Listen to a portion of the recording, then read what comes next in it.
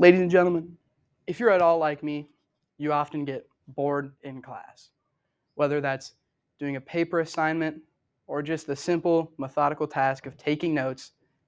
I think it's safe to say everyone gets bored.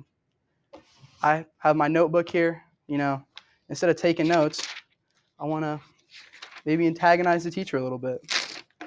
Just pulling out a simple piece of paper. We're going to go over how to make a paper airplane. To start with, we're going to go over how paper airplanes actually fly. Then we're going to go to the demonstration part of it, where I'll make a paper airplane. And then finally, I'll end with the history of making paper itself. To start with, paper airplanes don't actually fly. They glide. To fly, you'd need a perpetual force pushing down on the ground to keep yourself lifted. Paper airplanes, they're not that fancy. You just throw them and they glide through the air because paper is a almost weightless material.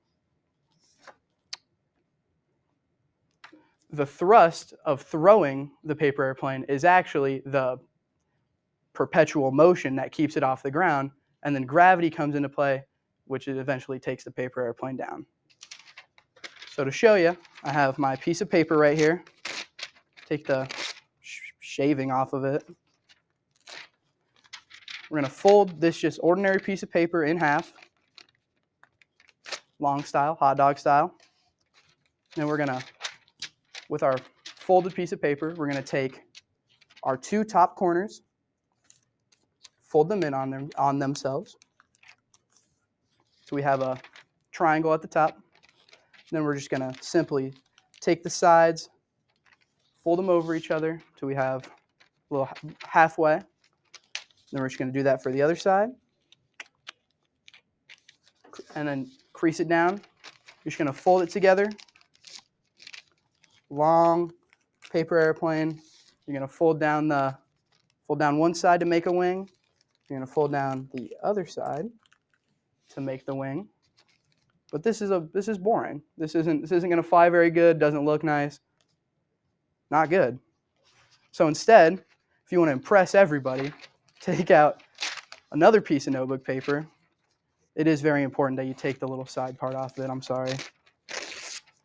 Same steps. You're going to fold it down the middle, hot dog style. Fold the two top corners in. But we get to here, and instead of folding it in on itself, we're going to fold it in on itself, but vertically. So it looks like an envelope. You're going to want to leave about an inch or two of space at the bottom. After you have your paper looking like the envelope, same steps as before. You're going to fold it in on itself. Fold the top two corners on. You're going to crease them down, like so. Looks like an envelope. Then you're going to take this little bottom part and fold it up to keep the wings from getting out. Just keep the plane from breaking. You're going to fold it up instead of down this time. Then you're going to just make the wings like normal.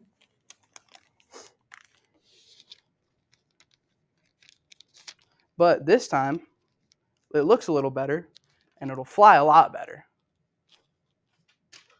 Little better. Finally, we're going to go over the history of paper itself. About 2,000 years ago, inventors in China wanted to up their communication to reach everyone around the world.